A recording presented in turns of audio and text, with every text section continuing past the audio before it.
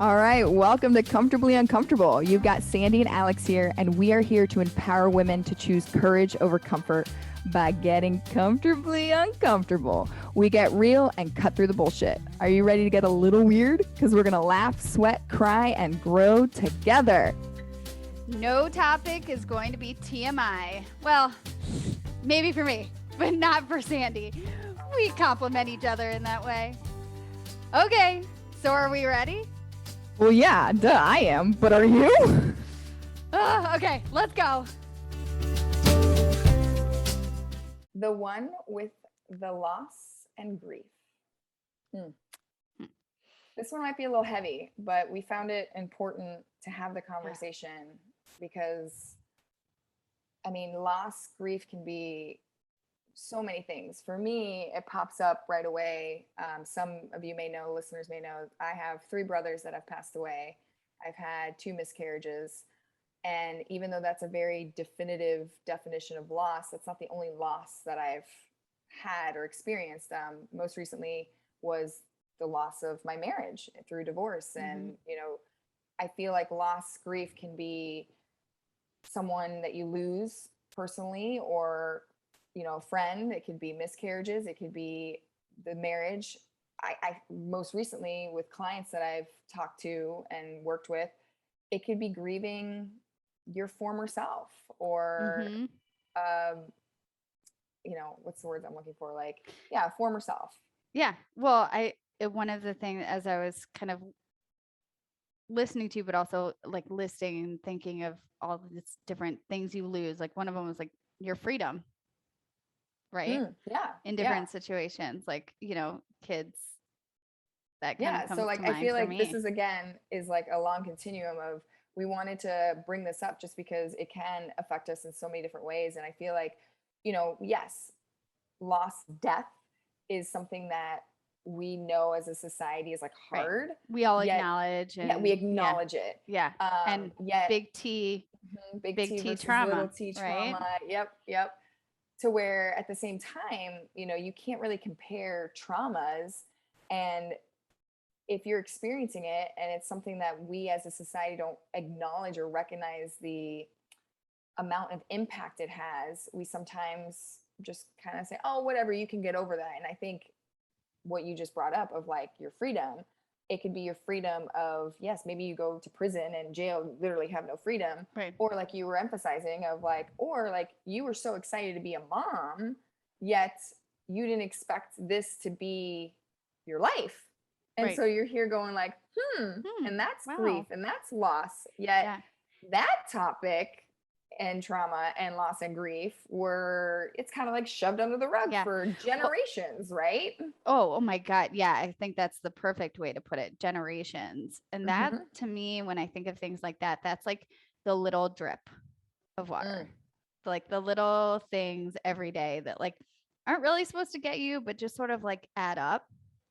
They're the little T, you know, and then it's not really until someone forces you to have perspective on the situation that you realize like, wow, that actually, like, well, at least it, you know, personally, I think it can go both ways. Like you can figure it out in the moment, but I think those little drips, like you don't realize how much they're adding up or how much they're wearing on you.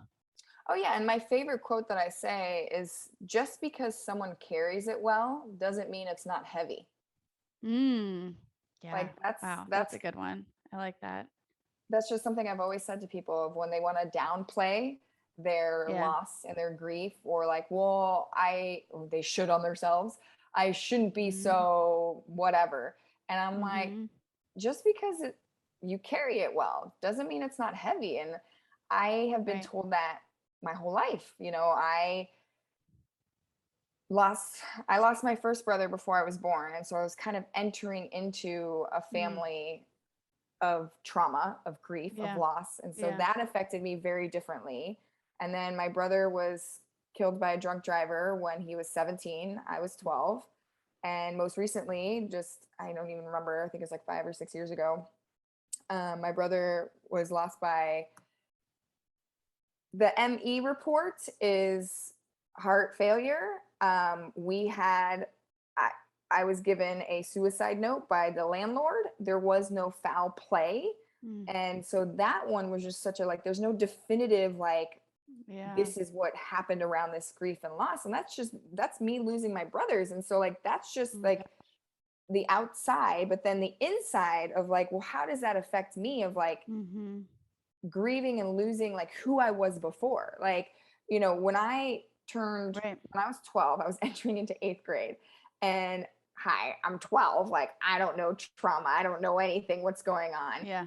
Yet I could feel that I was different. Like, something was different about me. Like, my trajectory in life just shifted different.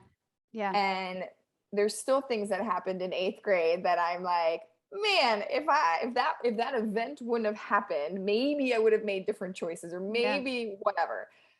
All this blabbling to say of, like, there are life events. They don't have to be so traumatic as losing brothers, you know, or miscarriages, that can have the same effect of shifting your trajectory, right? Or shifting how you see yourself. And so then you have this whole loss grief of your former self.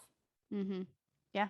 No, I think it makes total sense. I mean, yeah, I had one of the most tragic losses of my life with a good friend passed away very unexpectedly.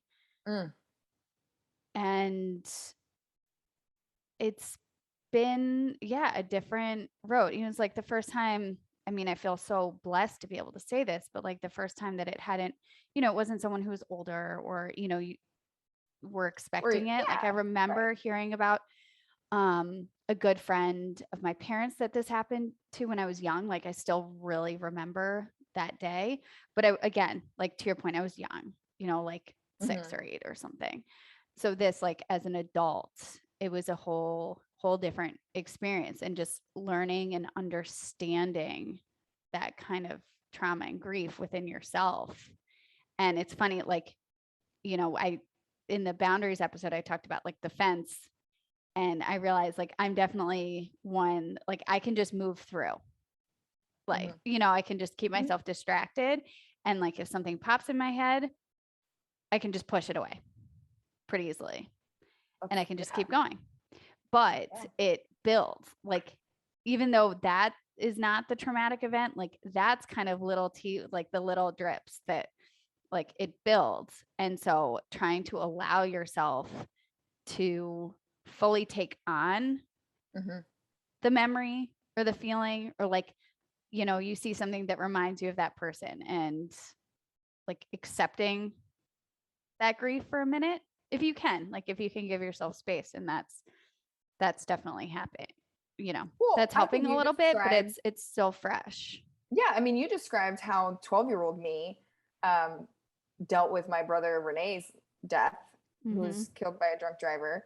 I was definitely, like, shut off mode, just keep going. And, like, all these feelings of not knowing how, but, like, day to day, I was like, I can keep going. It's fine. Yeah. Where my brother Joe, just recently, 5-6 years ago, obviously I had to grow from my trauma and I experienced, and I'm an assault survivor. And so, like, all of that trauma, and then going to therapy, and then miscarriages and marriage, all these things. When Joe died, like, it was similar to what you were describing, of this idea of, like, well, how am I responding to the trauma now? How am I responding to the grief and loss?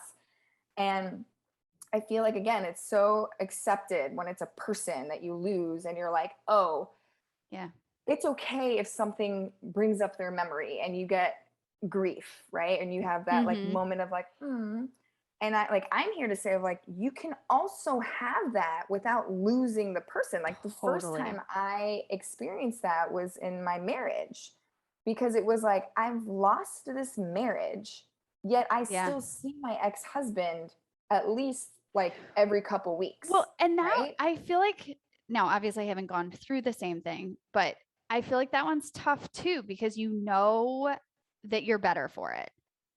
But I know it's that still the a loss decision, that's very, well, it's like, real. I know the decision like needed to be made. Like, we had to dissolve our marriage because it was toxic, it was not working, it was not good.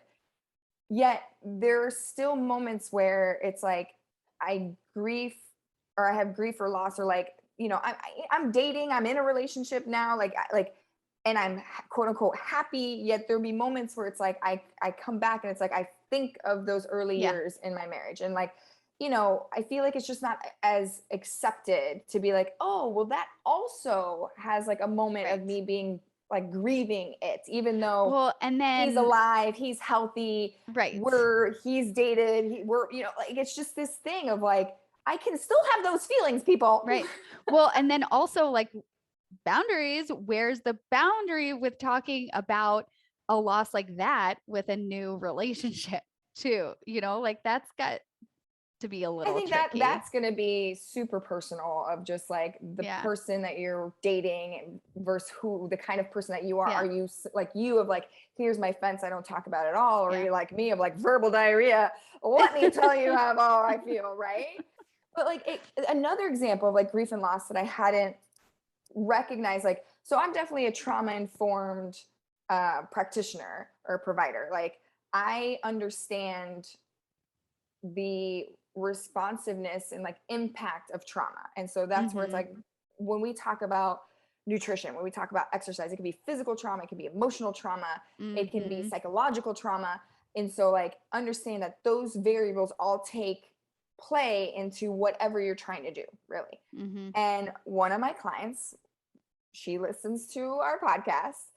We were talking about this like grieving your former self of like, whatever label you want to put on yourself, like I was a runner. And now after 2 babies and change in season of life, We've talked about that a lot. Like all this stuff, like just keep adding in aging, right? Like, especially with this pandemic of like, I used to walk to work. Now I sit all the time. All day long. Yeah. And like this idea of like, you are allowed to like grieve and, feel the loss of that like former self. Right. Whatever it was that changed or impacted you. Yeah.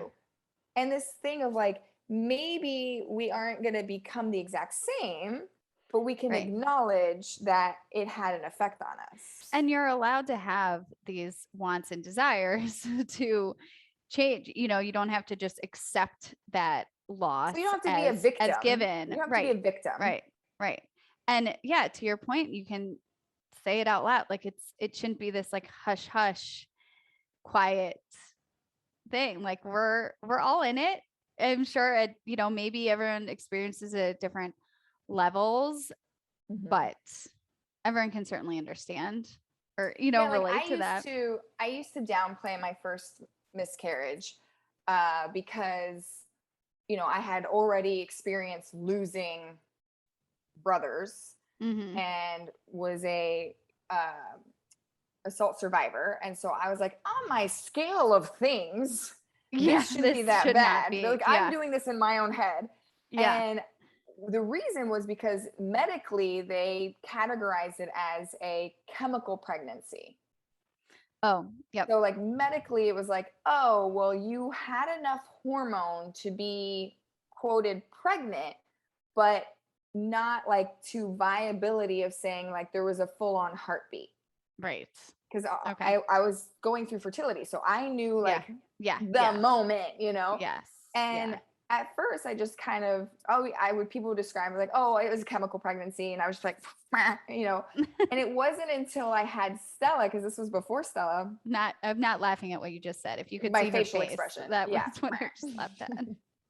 When I had Stella, like it hit hard of me being like, no, that first, because it was the first time I was ever pregnant, and so like maybe I was pregnant before and I just didn't know, because there's many of that happening, right? But this I knew, and it like it had an impact on me, and like me becoming a mother to Stella, having experienced that emotional cycle surge, whatever you want to say, completely shifted trajectory, and like grieving the loss of like, man, I couldn't be the mom anymore of just like, oh, I got pregnant, everything's fine. Like and even though I downplayed, like I had a loss. And it affected me. I had a miscarriage before my first was born also. That was my first pregnancy. And I think then it like, you know, makes you want that baby so much more, like almost like you're more, you know, invested in that next step. But then, you know, I feel like, okay, so then you're not allowed, or this is maybe what went through my head. Okay, so then you can't acknowledge like what you've lost after you finally get that baby if you've worked hard, you know, or like you're so invested. But yeah, it's an interesting time. And we've talked about that a lot. I'm sure it won't be the last time we talk about it either. But I also think like what, you know, I think it's important to think about, what do you gain when you lose? You know, like, are you gaining perspective? Are you gaining gratitude in your life? You know, my birthday was yesterday and my girls came in and to my room, they were just like snuggling with me. And I was like, God, I'm so grateful to be here with them. Yeah, though I will say, like, there are times where I have felt that when people are like, oh, well, you be grateful for that you have Stella. And I'm like, well, yeah, but that doesn't take away the pain that I could have had another child, right? Right. Or the pain of me losing a child. Like, you know, yes, at this point, it's like there was 5 of us, so there's 2 sisters left. But it's like, how ridiculous does it sound of saying, well, at least you still have your sister. Oh yeah, no. It's and like, I don't, like, yeah. F you. Like, No. like, so like, I get the intention of like, obviously like any rooted place of feeling gratitude is going to help produce joy and inner happiness, because, you know, that just is there in the research of like, if we can find gratitude, yet at the same time, it's like we get in this awkward place socially and we don't know what to say. And it's like, please just don't tell anyone that, like, be thankful for. It's like, let that come internally. And it was very from them, much, right? Yeah, it very much like went hand in hand of like this, you know, sorrow for the loss and, you know, taking in the moment to like accept gratitude for that moment, you know? Yeah. And like, I mean, overall, I think we felt that as a nation or as a world with the pandemic of grieving. We didn't even get into that. I know, like, we might need to save that because we could go on forever with that. Well, I think it's just like to wrap it globally of saying like, we all went through this together in the sense of like huge loss, grieving this loss of what was before. And so I think if we like use that as an example of just saying like, look at all the things that changed over this past 2 years, and then use that of like, universally, we can all be empathetic of saying, how did that change you? Now understand that somebody that you know or may not know is going through the same thing, but with different shit, with different stuff. So like, to me, it's like, at the end of the day, just be kind and, you know, not judge people. Like, no, I think you're right. It's been one big lesson in empathy this year for sure. Understanding your emotions and empathy. Hopefully. Yeah. And then I think at the end of the day, it's like whatever loss or grief that you're going through right now, you're listening to us right now and you're like, oh my gosh, that hit home, that hit hard. And we didn't even talk about the thing that's you're feeling right now or why you're feeling that way. Yeah. Give yourself grace. Understand that you can have the realization of the trauma. You can recognize the signs of that trauma or that grief and loss. And it's not a fact that it's just like all of a sudden going to go away and you're just going to be quote unquote better. You know, understanding how you can respond when there's those moments that either re-traumatize you or trigger you or giving like me of just understanding like, yeah, like I'm going to always remember my marriage. And like right now, that's the hardest loss for me that I'm going through. And I would need to have a partner that recognizes that and doesn't shame me and saying like, well, get over it. Like you've moved on. Like that's just not going to work for me. So like, again, just knowing that in you, giving yourself that grace of like, hey, it's okay to continue to have grief and loss even years after that thing happened or whatever. We're going to feel this pandemic forever. Yeah. And somebody's, you know, so like, you don't have to just, just get over it or put a smile on your face and be like, hey, so you do you, people. Love you. I like it. You do you. Thank you for showing up today. Getting awkward is always more fun with friends. Give us a review, tag us, and share us so we can continue to grow together. Use hashtag CU Pod, letter C, letter U, or tag us. You can find Sandy on Instagram at Sweat and Shine On, and Alex at aj.afterbabyfit on Instagram and After Baby Fit on Facebook and YouTube. We'll see you next time.